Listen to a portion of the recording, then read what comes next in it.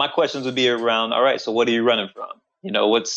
What's kind of work back the whole things that he's going to lose. And my whole thing, I love looking at the S.C.A.R.F model, if y'all are familiar with it or not. No, S.C.A.R.F. But yeah, David Rock, Neuro Leadership Institute, kind of pinged and has this thing called the S.C.A.R.F model. So it's an acronym: status, certainty, autonomy, relatedness, and fairness. Mm. And what this is there's social needs that all of us have. So status, being of understanding the relative importance between people, who am I compared to you? Certainty is being able to predict what the future is. Autonomy, being able to actually control the future. Relatedness is, hey, am I liked or am I not liked? Am I in or am I out? And then fairness is, hey, how is the transactions between others? Are they fair? So are there fair interactions being done between others or myself and others? And so what the theory is that much like our physical needs, the food, water, shelter, things like that, or even if I get punched, if the whole goal is to maximize the rewards of, if I am high on status and I want status to be fulfilled, I want more of that thing. We want to limit the amount of status being taken away from me. I would feel as if for instance, I want to be a GS-14 and I'm still the GS-12 after 5 years, and all of a sudden I get passed up on a promotion again, and my status is going down. I feel inside of me the same pain that I would if I got punched in the face. Wow. And so the whole thought is that we need to understand for ourselves how these different social needs play out for us, so that we're more self-aware and understand, so that we can make better decisions. And I say better meaning you have a choice to make a decision. You can still make a decision to do the sketchy things and to run away.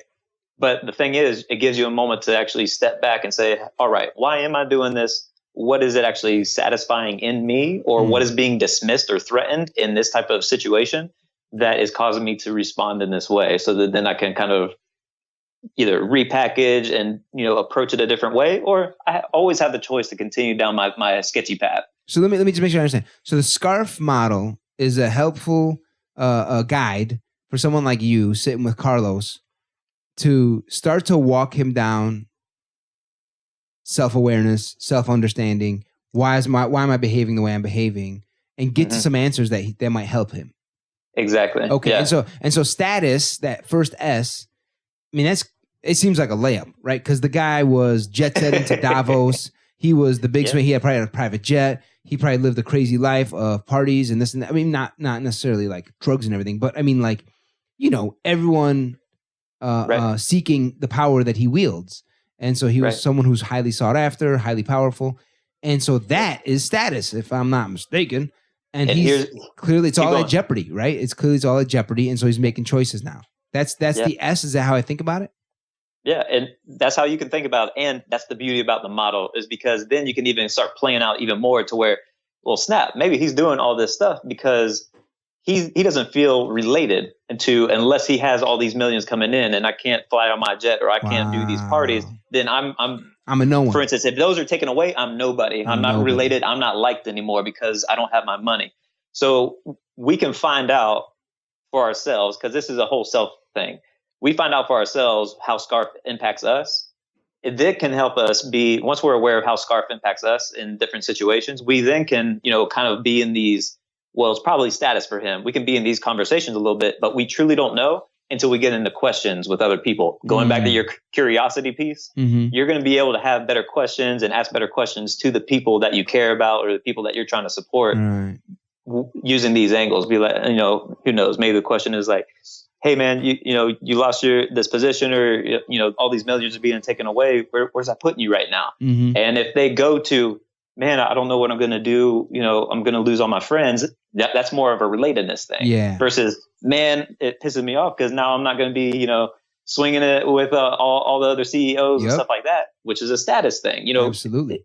You can kind of piece part of it that way. The C is certainty. And you talked about it as it relates to the future. And I'm sure he was thinking like, yo, the future does not hold very good things for me sitting here in Tokyo, Japan. So I'm going to escape. Yeah, That's and exactly. I would say he's pretty high on the A, autonomy, because autonomy is grabbing the wheel and saying, "I'm going to predict the future. I'm going to do this on my Yes. own terms." Yes. So he saw that certainty being threatened, and he said, "I'm going to do something about it." Correct.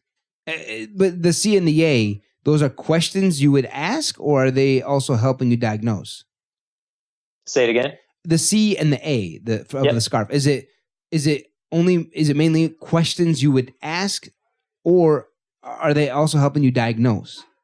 It's both. Like you can, when you're listening and you're hearing people talk, if a lot of things around, they drove to the mall and it took forever, that's more around autonomy. Or if it's like, it really drives me nuts when my wife doesn't tell me, where we're going to go for dinner. That's just certainty. They want to know where we're Right. going to go to dinner. So it's a way of listening so we can hear better as far as what people are Right. saying, Right. but then also guides our questions to get more clarification and understanding.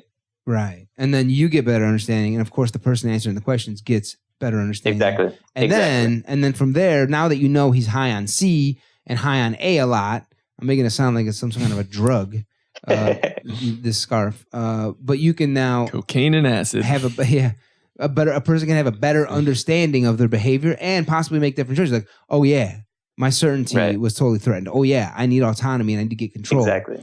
And he might say by the end of all that, I'm cool with the choices I made. That was exactly what I wanted to do. Yep. And let's just say that we do this prior to him escaping or leaving. We could say that, let's just say we're having a conversation about it and he's realizing that autonomy is very high and he wants to do his own thing.